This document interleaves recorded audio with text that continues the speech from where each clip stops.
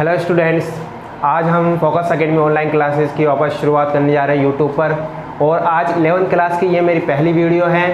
और अगर आपको ये अच्छी लगे और अगर आपको इसमें थोड़ा बहुत समझ में आए तो आप इसके और आगे क्लासें पढ़ने के लिए आपको एक और सुविधा दी जा रही है फोकस एकेडमी की तरफ से। यह है फोकस एकेडमी ऑनलाइन ऐप। इस ऑनलाइन ऐप में क्या करेंगे, आप रजिस्ट्रेशन जल्दी से जल्दी कराएंगे और 11th क्लास की जो ऑल बायो की जितनी भी क्लासें होगी उसी ऐप में आपको मिल जाएगी। आज जिस पहली क्लास की हम बात करने जा रहे हैं, इस क्लास में हम पढ़ेंगे केचुए या अर्थवर्म के बारे में कि केचुआ क्या होता है। ये क्या है, आपके बायोलॉजी का एक मुख्य टॉपिक होता है और ये हर क्लास में लगभग आता है। ये नीट में भी एग्जाम में होते हैं, जैसे दूसरे 12th के एग्ज़ाम में भी, 11th के एग्जाम्स में भी और दूसरे एग्जाम्स में भी केचुए के बारे में पूछा जाता है। तो एक कॉमन सब्जेक्ट, कॉमन टॉपिक है ये, जिसके बारे में मैं आपको बताऊंगा आज कि केचुआ क्या होता है, इसका क्लासिफिकेशन वर्गीकरण क्या है, इसकी संरचना कैसे होती है, उसके बारे में आज हम इस टॉपिक में चर्चा करेंगे। तो केचुआ क्या है बेटा, आप केचुआ को जानते होंगे कि केचुआ कैसा दिखता है। एक बेलनाकार जीव होता है जिसको बिल्कुल एक जैसे लंबी डोरी होती है वैसे ही क्या होता है, एक जीव होता है जो कि रेंग रेंग कर आगे बढ़ता है। आपने इतना ही जाना होगा अभी तक तो 10th क्लास तक तो। बट 11th में आपको अगर इसके बारे में पढ़ना है तो आपको इसकी पूरी संरचना, इसके बारे में ये कौन सा जीव है, कैसे काम करता है, इसके अंदर क्या क्या है, वो सब पढ़ने पड़ेंगे। तो आज हम शुरुआत करते हैं केचुए की कि केचुआ क्या है और इसे क्या कहते हैं, इंग्लिश वैज्ञानिक नाम क्या है, इसी के बारे में हम इस चर्चा में, इस टॉपिक में बात करेंगे। देखिए बेटा, केचुआ जिसे अपन अर्थवर्म भी कहते हैं यानी मिट्टी का कर्मी। मिट्टी का कर्मी मतलब इससे क्यों कहते हैं मिट्टी का कर्मी, क्योंकि कहाँ रहता है, मिट्टी के अंदर रहता है। तो देखते हैं इसके थोड़े से इंट्रोडक्शन की बात करते हैं। तो क्या है, केचुआ एक एनालिडा संघ का प्राणी है। क्या है बेटा, एनालिडा संघ का प्राणी है। केचुआ कौन से संघ का प्राणी है, एनालिडा संघ का। अब ये संघ, वर्ग, गण, ये चीज़ें क्या होती है वो भी आपको थोड़ा सा मैं बता देता हूँ इस क्लास में कि क्या है, दुनिया में बहुत सारे जीव पाए जाते हैं बेटा। अब इन जीवों के नाम याद रखना तो आसान नहीं है ना। अब तो इनके जीवों के नाम याद रखने के लिए क्या किया है वैज्ञानिकों ने, इनको बहुत सारे भागों में बांट दिया है। क्या करा है, बहुत सारे भागों में विभाजित कर दिया है ताकि इनको क्या कर सके, इनके नाम आसानी से अपन क्या कर सकें, याद कर सकें। अब तो याद करना है तो इनको क्या करा, वैज्ञानिकों ने बांट दिया किसमें, बहुत सारे भागों में बांटा। तो उनके नाम रखें जिसमें से एक संकर, एक जीव का या एक भाग का नाम रखा गया एनालिडा। क्या रखा गया, एनालिडा। तो ये आपका जो केचुआ है ये कौन से संघ का प्राणी है, एनालिडा संघ का प्राणी है। एनालिडा संघ के जो जीव होते हैं इनकी खासियत बात ये होती है कि इनका जो शरीर होता है वो खंडों में विभक्त होता है। किसमें, खंडों में। आपने केचुआ देखा होगा तो उसमें इस तरह के, बिल्कुल इस तरह के खंड पाए जाते हैं, इस तरह का होता है, बिल्कुल देखा होगा आपने। तो ये क्या है, खंडों में विभक्त होता है। तो इस कारण इसे क्या, कौन से संघ में रखा गया है, एनालिडा संघ के अंदर रखा गया है। किसको, केचुए को। तो केचुआ क्या है, एनालिडा संघ का क्या है, एक प्राणी है। और इसका सामान्य नाम क्या है, मिट्टी कर्मी या अर्थवर्म है। क्या है, मिट्टी का कर्मी या अर्थवर्म जिसे कहा जाता है वो है। ठीक है, क्योंकि ये कहाँ रहता है, मिट्टी में रहता है, इसलिए इसका नाम भी क्या पड़ा है, मिट्टी का कर्मी या अर्थवर्म पड़ा है। अब क्या है, जो आपके केचुआ हैं इसकी दुनिया में 1800 जातियां पाई जाती। कितनी जातियां पाई जाती बेटा, 1800। मतलब इनकी कैटेगरीज क्या है, अलग अलग 1800 है। और भारत के अंदर लगभग ये 40 पाए जाते हैं। कितने पाए जाते हैं, 40। यहाँ मैंने लिख रखा है, विश्व में केचुए की लगभग 1800 जातियां और भारत में कितनी पाई जाती है, 40 जातियां, यानी 40 स्पीशीज पाई जाती है। जिसमें से भारत में सबसे ज्यादा जो स्पीशीज मिलती है वह है फेरेटिमा पोस्टुमा। क्या है, फेरेटिमा पोस्टुमा। यही सबसे ज्यादा जो स्पीशीज है वो भारत में पाई जाती है। तो अगर भारतीय केचुए के वैज्ञानिक नाम की अगर बात की जाए, भारतीय केचुए के वैज्ञानिक नाम की अगर बात की जाए बेटा, तो उसे क्या कहेंगे अपन, फेरेटिमा पोस्टुमा कहेंगे। क्या कहेंगे, यहाँ लिख रखा है मैंने, भारतीय जाति के वैज्ञानिक नाम, मतलब जो भारतीय जाति का जो केचुआ है उसका वैज्ञानिक नाम क्या है, फेरेटिमा पोस्टुमा है। क्या है, फेरेटिमा पोस्टुमा। अब मैंने बात कर रहा कि दुनिया के जो जीव है उन्हें बहुत सारे भागों में बांटा ना, तो इसे कौन से संघ में रखा गया है, एनालिडा संघ। अब जैसे संघ में तो रख दिया, एक जाति में रख दिया, फिर संघ के नीचे भी एक और पार्ट होता है, फिर उसके नीचे भी एक और पार्ट होता है। ऐसे बहुत सारे भाग बनाए गए, क्योंकि एक संघ में मान लो, एक संघ में मैंने 10,000 जीव रख दिए, अब इनको भी और नाम याद रखना आसान नहीं है ना, तो फिर इनको और नीचे मैंने भागों में क्या करा है, बांटा है। तो उसे कहा जाता है जब किसी जीव को क्या करा जाता है, उसका नाम याद करना होता है तो उसका क्या किया जाता है, क्लासिफिकेशन यानी वर्गीकरण किया जाता है, जिसके आधार पर उस जीव को क्या कर सकते हैं, अपन आसानी से याद कर सकते हैं। तो इस केचुए का भी क्या किया है मैंने, क्लासिफिकेशन मैंने नहीं किया है, वैज्ञानिकों ने किया है, ठीक है। तो यहाँ पर क्लासिफिकेशन किया है मैंने, यहाँ पर लिखा हुआ है, तो देखते हैं वो क्लासिफिकेशन क्या है। तो सबसे पहले वर्गीकरण क्या होता है कि वर्गीकरण ऐसी प्रणाली या ऐसी चीज होती है जिसमें जीव को नाम याद रखने के लिए उसे बहुत सारे भागों में बांटा जाता है, उसे क्या कहते हैं अपन, वर्गीकरण कहते हैं, सिंपल भाषा में अगर बोला जाए। तो सबसे पहले क्या आता है, संघ आता है। सबसे पहले जो कैटेगरी होती है वर्गीकरण की वो क्या होती है, संघ, यानी जिसे फाइलम बोला जाता है। और वो क्या है, केचुए की एनेलिडा है, क्या है, एनेलिडा है, ठीक है बेटा। अब इसका नीचे एक और कैटेगरी होती है जिसे बोला जाता है वर्ग या क्लास। क्या बोला जाता है इसे, वर्ग या क्लास बोला जाता है। तो जो केचुआ है आपका, उसका जो वर्ग है वो वर्ग या क्लास क्या है, ओलिगोकीटा है। क्या है, ओलिगोकीटा। ये ओलिगोकीटा नॉर्मली आपके जो इंसेक्ट्स होते हैं यानी कीट होते हैं, जो छोटे छोटे कीड़े मकोड़े होते हैं, उनके अंदर इस क्लास में, मतलब उन जीवों को इस क्लास के अंदर रखा जाता है। बट आपके केचुए को इस क्लास के अंदर क्यों रखा गया, ये कोई छोटा कीड़ा तो है, सॉरी मतलब छोटा कोई पतंगा या कीट तो है नहीं, मक्खी थोड़ी है, नहीं है ना, एक जीव है पूरा, बट इसको ओलिगोकीटा के अंदर क्यों रखा गया, इसकी एक खासियत बात है, वो मैं बता देता हूँ आपको। ओलिगोकीटा को क्यों रखा गया, क्या होता है बेटा, जो केचुआ होता है जब इसका नए बच्चों का जन्म होता है, मतलब जब नए केचुए का निर्माण शुरू होते हैं, जब इसके अंडे देता है तो ये कोकून बनाता है। कोकून का नाम तो सुना होगा ना आपने, जैसे तितली जब जो तितली होती है वो पहले लार्वा होती है, फिर वो एक कोकून के अंदर बनती है और उस कोकून के अंदर लार्वा रहता है और कुछ समय बाद वो किस में जाता है, तितली में बदल जाता है। तो वो क्या होती है, कीट की एक सबसे बेहतरीन फीचर होता है वो कीटों का कि वो कोकून के अंदर लार्वा से तितली में विकसित होते हैं। वैसे कि वैसे ये जो केचुआ है ये भी एक क्या बनाता है, कोकून बनाता है, और उस कोकून के अंदर ही क्या होते हैं, इसके अंडे विकसित होते हैं और केचुए, नए नए केचुए बनते हैं। इसलिए इसे किस में रखा गया है बेटा, ओलिगोकीटा के अंदर रखा गया है। किसके अंदर रखा गया है, ओलिगोकीटा के अंदर, जिसकी खासियत क्या बात है, ये क्या बनाते हैं, कोकून बनाते हैं बेटा। क्या बनाते हैं, कोकून, ठीक है, अगर समझ में चीज। अब जो वर्ग है उसके भी नीचे क्या होती है, एक और कैटेगरी होती है जिसे बोल देते हैं गण या ऑर्डर। अब इसका जो ऑर्डर है या गण है वो है ओपिस्थोफोरा। क्या है, ओपिस्थोफोरा है, क्या है, ओपिस्थोफोरा है इसका गण।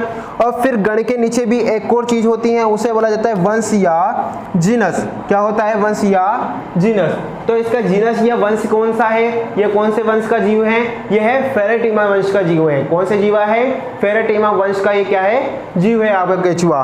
और जाति, जाति क्या है आपकी, क्योंकि भारतीय ना ये वाला जो केचुआ लिया है अपन ने, कौन सा लिया है, भारतीय लिया है। और भारतीय केचुओं को क्या कहा जाता है, पोस्तुमा। क्या कहा जाता है, पोस्तुमा। जो भारतीय केचुए की सबसे ज्यादा जो जाति पाई जाती है वो कौन सी है, पोस्तुमा है, ठीक है। अब आपको यहाँ पर कंफ्यूजन हो रही होगी सर की फेरेटिमा, पोस्तुमा, ये नाम कैसे याद रखेंगे, ये कैसे याद होते हैं। तो जो बेटा आगे के जो शब्द होता है ये फेरेटिमा, ये हमेशा किसका नाम होता है, किसी भी जीव के वंश का नाम होता है। किसका याद होता है, वंश का। फिर इसके नीचे, इसके पीछे जो जीव जो नाम होता है वो होता है इसकी जाति का। क्या होता है, इसकी जाति का। पहले किसका नाम रखते हैं, वंश का, फिर नाम रखते हैं जाति का। तो किसी भी जीव का नामकरण जब करते हैं अपन तो उसमें दो चीजों को जोड़ते हैं, एक तो जोड़ते हैं उसके वंश का नाम, ठीक है, और एक जोड़ते हैं उसकी जाति का नाम भी, ये कौन से वंश से है और एक कौन सी जाति से है। फिर दोनों को मिलाकर एक नाम बना देते हैं, वही उस जीव का क्या हो जाता है, नाम हो जाता है। तो अपनी भारतीय जाति में जो इसका वंश है वो कौन है, फेरेटिमा है केचुए का, और जो जाति है वो क्या है, पोस्तुमा है। वैसे के वैसे ही आपके जो आपकी है क्या नाम है, भारतीय वैज्ञानिक जो केचुआ है उसका नाम तो क्या है, फेरेटिमा पोस्तुमा है। वैसे के वैसे बहुत सारे केचुए होते हैं, मतलब उनके नाम अलग अलग, क्योंकि वो अलग अलग जगह पाए जाते हैं ना, तो उनकी क्या है, जाति को चेंज कर दिया जाता है, बस आगे का नाम सेम रख दिया जाता है। जैसे कि एक और नाम बताऊंगा मैं आपको, फेरेटिमा, ये फेरेटिमा आगे का वंश का नाम सेम रख दिया, पोस्तुमा को कुछ ही मत करो, उसकी जगह पीछे जाति का नाम चेंज कर देते हैं। यह है मेरिसाई, यह भी भारतीय जाति है, भारतीय केचुआ है फेरेटिमा मेरिसाई। ठीक है, तो यहाँ पर अपन ने सबसे ज्यादा कौन पाया जाता है, फेरेटिमा पोस्टुमा।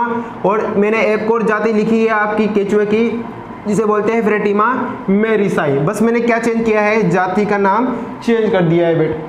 तो केचुए का क्या नाम हो गया, वैज्ञानिक नाम चेंज हो गया। अब ये इसका नाम क्या होगा, फेरेटिमा मेरिसाई। तो क्या है, जाति बदल जाएगी, बस यहाँ पर वंश नहीं बदल रहा है। अगर वंश बदलेगा तो फिर चेंज दिक्कत आएगी थोड़ी सी।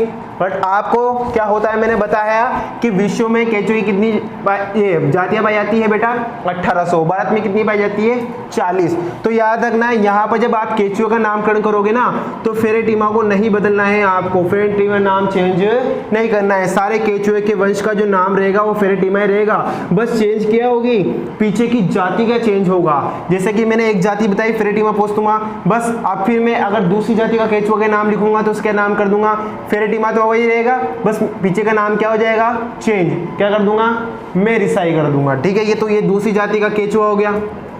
ठीक है, फेरेटिमा, और ये क्या आगे का वंश हो गया, ये आगे का वंश और पीछे की जाति। बस अपन को क्या करना है, जाति चेंज करने जानी है, केचुए का नाम चेंज होता जाएगा।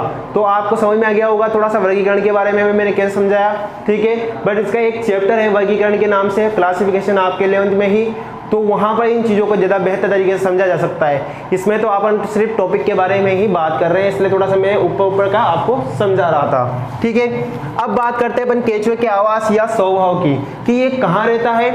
तो बेटा केचुआ कहाँ रहता है, मिट्टी में रहता है, सिंपल सी बात है। जो नमी युक्त मिट्टी होगी, मतलब पानी युक्त मिट्टी होगी, वहां पर ये क्या रहेगा, बिल बनाकर रहता है। क्या रहता है, बिल बनाकर। और एक इसकी बात है, स्वभाव की बात क्या है कि ये रात्रिचर या निशाचर प्राणी है। रात्रिचर या निशाचर प्राणी का मतलब ये रात्रि में, जब सब सो जाएगी ना आप, तो ये रात्रि में मिट्टी से बाहर निकलेगा और फिर ऊपर की तरफ भोजन की क्या करता है, तलाश करता है मिट्टी के ऊपर।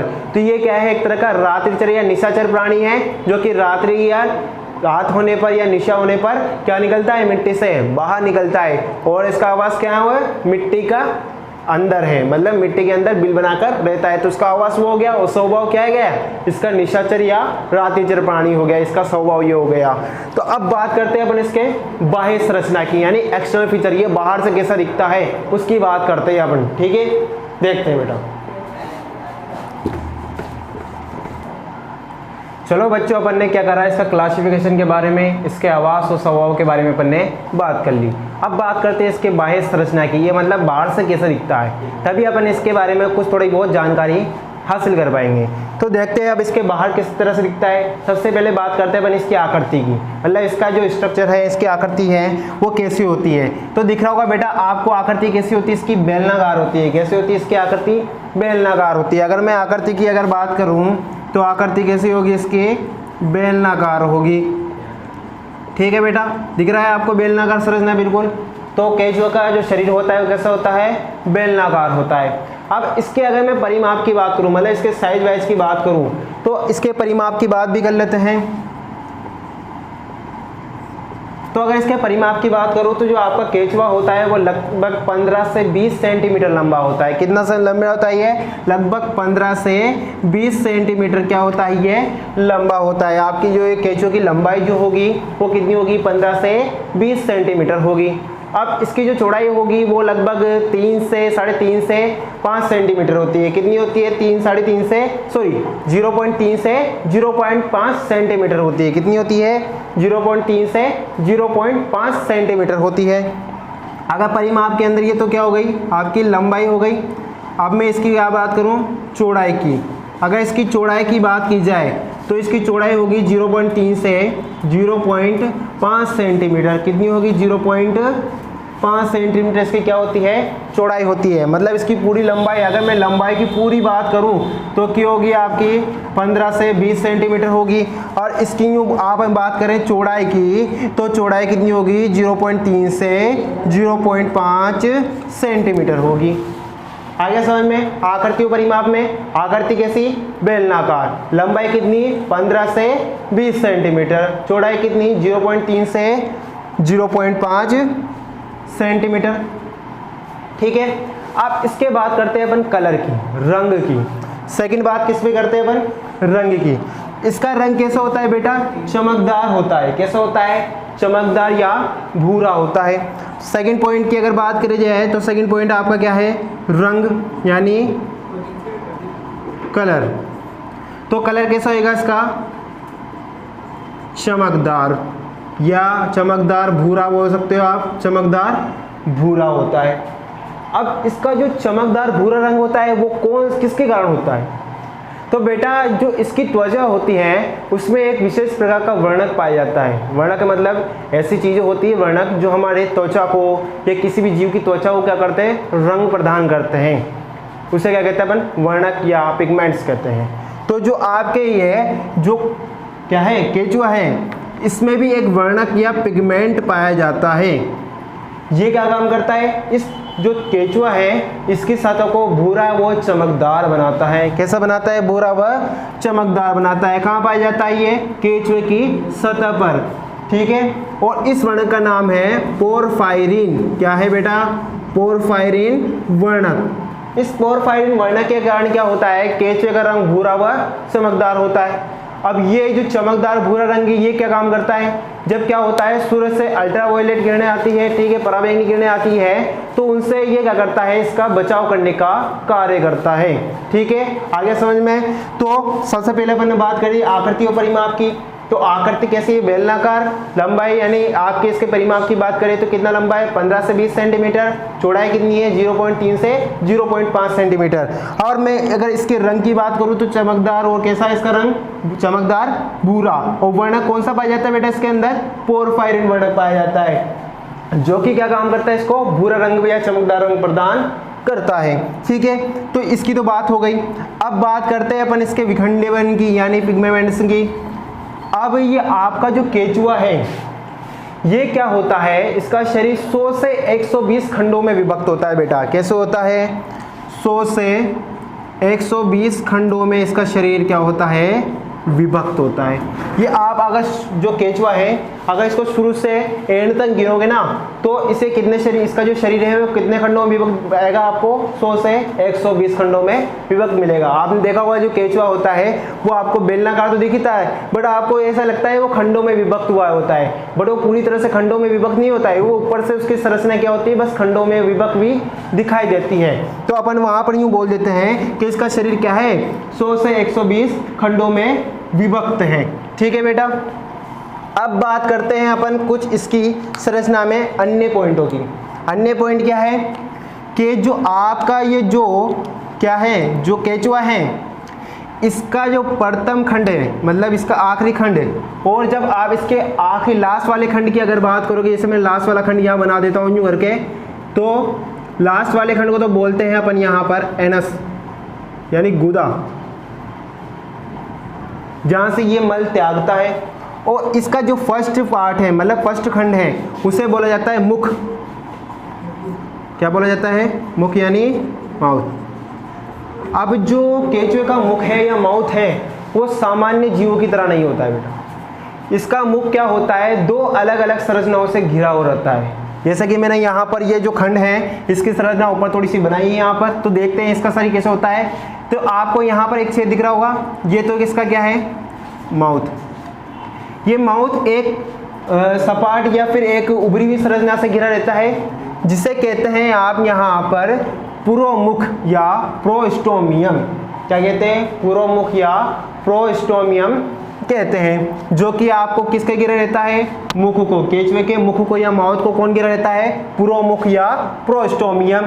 और इस प्रोस्टोमियम को भी एक उभरी हुई संरचना घिरी रहती है, जिसे क्या कहते हैं, परिमुख या पेरिस्टोमियम। क्या कहते हैं, परिमुख या पेरिस्टोमियम कहते हैं। तो आपके यहाँ पर जो मुख है वो किससे गिरा हुआ है, पुरोमुख या प्रोस्टोमियम से गिरा है, और प्रोस्टोमियम यानी पुरोमुख किससे गिरा है, परिमुख से यानी प्रोस्टोमियम से गिरा हुआ है। और एक बात यह है कि इसका जो प्रथम खंड है ना वो ज़्यादा चौड़ा होता है किससे, अंतिम खंड से, क्योंकि अंतिम खंड में सिर्फ क्या पाया जाता है, एनस या गुदा पाया जाता है, जबकि प्रथम खंड में मुख के साथ कुछ उभरी हुई संरचना ही पाई जाती है। इस कारण ये जो पहला खंड है ये क्या हो जाता है, थोड़ा सा चौड़ा हो जाता है, ठीक है बेटा। तो इसका आखिरी खंड इसके अंतिम खंड से क्या होता है, थोड़ा सा चौड़ा होता है। इसके अंतिम खंड से क्या होता है बेटा, थोड़ा सा चौड़ा होता है। ये आ गई आपको बात समझ में। अब इसकी कुछ बात करते हैं कि जब आप केचुए को देखते हो ना तो उसके बीच के भाग में एक उभरी हुई भूरे रंग की संरचना पाई जाती है। उभरे हुए भूरे रंग की क्या पाई जाती है? संरचना पाई जाती है, जिसे बोलते हैं प्रणायिका या क्लाइटेलम बोलते हैं, या क्लिटेलम बोलते हैं, क्लाइटेलम बोलते हैं या प्रणायिका बोलते हैं। ये प्रणायिका क्या नाम होती है? कौन से खंड में विभक्त होती है बेटा? 14वें, 15वें, 16वें खंड में। 14, 15 और 16 खंड जो होता है केचुए का, उसमें क्या पाई जाती है? प्रणायिका या क्लाइटेलम पाई जाती है। ये क्या काम करती है बेटा कि इसमें छोटी छोटी क्या होती है? ग्रंथियां पाई जाती है। क्या पाई जाती है? छोटी छोटी ग्रंथियां पाई जाती है। ये ग्रंथियां क्या काम करती है? जब केचुआ मतलब प्रजनन करता है उस समय कोकून निर्माण करती है। कोकून का मैंने जब बताया था मैंने शुरू में भी, कोकून क्या होता है? तो कोकून के निर्माण के लिए क्या जरूरत होती है? यहाँ पर एक विशेष प्रकार के धागेनुमा पदार्थ की जरूरत होती है, जो कि किसके द्वारा स्त्रवण होता है? जिनका जो प्रणायिका या क्लाइटेलम है उसकी इन पाए जाने वाली ग्रंथियों द्वारा क्या उसका आपके यहाँ पर एक ग्रंथिल पदार्थ का स्त्रवण होता है, जिससे क्या बनता है? कोकून बनता है। तो आपको एक चीज याद रखनी है कि केचुए के 14, 15 और 16 खंड में क्लाइटेलम या प्रणायिका नामक एक भूरे रंग की उभरी हुई संरचना पाई जाती है, जो कि कोकून निर्माण के लिए जिम्मेदार होती है। अब बात करते हैं अब थोड़े से और इसके बाद की कि आपने 14 खंड की तो बात कर ही ली, तो 14वें खंड के साथ साथ अपन एक बात और भी कर लेते हैं कि 14 खंड का जो अंतिम मतलब जब 14वें खंड को आप केचुए को जैसे यूँ देखोगे, आप ये केचुआ मान लो बेटा, ये केचुआ है, ये ऊपर से देख रहे हैं अपन, तो ऊपर से अपन को तो यूँ दिखेगी समान संरचना, बट जब इसके नीचे की बात करेंगे ना तो नीचे एक छिद्र पाएगा 14वें खंड में। वो जो छिद्र होता है वो होता है फीमेल जेनिटल पोर, यानी मादा जनन छिद्र, जिसके क्या द्वारा क्या होता है? मादा युग्मकों का क्या होता है? स्त्रवण होता है। तो आपके केचुए के 14वें खंड में क्या पाया जाता है? मादा जनन छिद्र पाया जाता है, जबकि 18वें खंड में जो 18वां खंड होता है केचुए का, यह क्या पाया जाता है? मेल जेनिटल पोर यानी नर जनन छिद्र पाया जाता है, जिसके द्वारा क्या होगा? नर युग्मकों का स्त्रवण होगा। यहाँ से ये दोनों युग्मक मतलब 14वें खंड से मादा युग्मक और 18वें खंड से नर युग्मक एक कोकून में पैक हो जाते हैं। किसके द्वारा बनता है कोकून? प्रणायिका द्वारा। और फिर कोकून इसके अंदर अंडे रहते हैं और उनसे द्वारा क्या बनता है? केचुए बनते हैं। तो ये आपको समझ में आ गई होगी। 14वें खंड में क्या पाया जाता है? मादा जनन छिद्र। 18वें खंड में क्या पाया जाता है? नर जनन छिद्र। और 14, 15, 16 में क्या है? प्रणायिका क्लाइटेलम पाई जाती है, जो कि कोकून का निर्माण करती है। अब बेटा आगे की बात करते हैं थोड़ी सी और कि आपके ये 2-3 खंडों को छोड़कर आगे से जो केचुए के जो प्रथम 2-3 खंड हैं उनको छोड़कर 5वें, 6ठे, 7वें, 8वें और 9वें खंड तक क्या 5वां, 6ठा, 7वां, 8वां और 9वें खंड तक क्या पाई जाती है? पेरिंगल नेफ्रिडिया पाई जाती है। नेफ्रिडिया क्या होती है बेटा? केचुए जैसे अपन के तो उत्सर्जन के लिए क्या पाए जाते हैं? किडनी पाई जाती है, वृक्क पाए जाते हैं। तो केचुए में उत्सर्जन के लिए एक विशेष संरचना पाई जाती है जिसे बोलते हैं नेफ्रिडिया। ये एक तरह के क्या होते हैं? वृक्क या किडनी होती है। ठीक है, तो आपके ये जो केचुआ है इसमें 5वां, 6ठा, 7वां, 8वां और 9वें खंड में क्या पाई जाती है? नेफ्रिडिया पाई जाती है, जिसके द्वारा क्या होता है बेटा? उत्सर्जन होता है। अब एक बात और, ये तो इससे बोलते हैं पेरेंगल नेफ्रिडिया यानी ग्रसनीय पेरेंगल नेफ्रिडिया यानी ग्रसनीय नेफ्रिडिया, जो कि 5वें, 6ठे, 7वें, 8वें और 9वें खंड तक यहाँ तक 9वें खंड तक पाई जाती है। फिर इसके बाद भी क्या है? वृक्क पाए जाते हैं, बट वो बहुत छोटे छोटे हो जाते हैं, जिन्हें बोलते हैं सूक्ष्म वृक्क। जैसे मैंने डायग्राम बनाया आपके 10वें, 11, 12 और 13वें खंड तक बनाए। ठीक है, क्योंकि 14वें में क्या है? प्रणायिका है ना, तो आपके 10वां, 11, 12, 13 खंड में भी मैंने वृक्क बनाए, छोटी छोटी किडनियां बनाई हैं, जो कि बहुत छोटी छोटी है। इन्हें बोलते हैं सूक्ष्म वृक्क। क्या बोलते हैं बेटा इनको? सूक्ष्म वृक्क। ठीक है, इन्हें क्या बोलते हैं? सूक्ष्म वृक्क। और इसके बाद भी छोटी छोटी और वृक्क पाए जाते हैं, जो कि लास्ट तक अंतिम खंड तक क्या होते हैं? फैले हुए रहते हैं। तो 2 प्रकार के वृक्क के बारे में तो मैंने बता दिया। एक तो पेरेंगल नेफ्रिडिया, जो कि 5वें, 6ठे, 7वें और 8वें और 9वें खंड में पाई जाती है, और बाकी के जो 10, 11, 12, 13 खंड हैं, यहाँ पे क्या पाए जाते हैं? सूक्ष्म वृक्क पाए जाते हैं। और इसके बाद भी एक तरह के और वृक्क होते हैं, जो कि लास्ट तक 120वें खंड तक फैले हुए रहते हैं, जहाँ तक क्या है? आपका गुदा है। ठीक है, ये तो यहाँ की बात हो गई। अपन के नेफ्रिडिया की बात हो गई, अपन के प्रणायिका की बात हो गई, आपके मादा जनन छिद्र की बात हो गई, नर जनन छिद्र की बात हो गई, मुख की बात हो गई। अब बात करते हैं थोड़े से और एक पार्ट की बच रहा है लास्ट इसका संरचना में कि जो आपका ये जो केचुआ है, ये केचुआ दिख रहा है आपको, इसके बाहर एक छोटी छोटी रोम जैसी संरचना पाई जाती है। बाहर क्या पाई जाती है? एक छोटी छोटी रोम जैसी संरचना पाई जाती है। इन रोम संरचना को क्या बोलते हैं? शूक या सीटे। क्या बोलते हैं? शूक या सीटे। ये क्या काम करती है? जैसे आपको केचुए को आगे बढ़ना होता है, अब केचुआ तो रेंग रेंग के आगे बढ़ता है ना, तो उसको रेंग रेंग के आगे बढ़ने के लिए मदद कौन करती है? ये शूक या सीटें करती है। ठीक है बेटा। और ये कहाँ पाई जाती है? पहले और अंतिम खंड को छोड़कर पूरे केचुए में पाई जाती है। पूरे केचुए में छोटे छोटे एस आकार के बाल होते हैं या सीटें होती हैं, जिन्हें अपन शूक या सीटें कहते हैं, जो कि बेलनाकार शरीर को, किसका शरीर है बेलनाकार? केचुए के शरीर, तो इसको रेंगने में मदद करती है। तो बेटा आपको यहाँ पर नॉर्मली आपको इसकी बाह्य संरचना के बारे में पूरी जानकारी दे दी है मैंने। अब इससे रिलेटेड और वीडियो आपको अगर चाहिए, मतलब आपको और पढ़ना है इसके आगे भी, तो आप क्या करें?